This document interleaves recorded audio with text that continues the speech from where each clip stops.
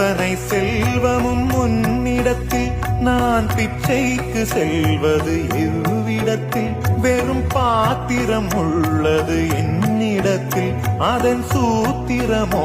அது உன்னிடத்தில் ஒரு முறையா இருமுறையா பல முறை பல பிறப்பெடுக்க வைத்தாய் புதுவினையா பழவினையா கணம் கணம் தினம் என்னை துடிக்க வைத்தாய் பொருளுக்கு அலைந்திடும் பொருளற்ற வாழ்க்கையும் துரத்துதே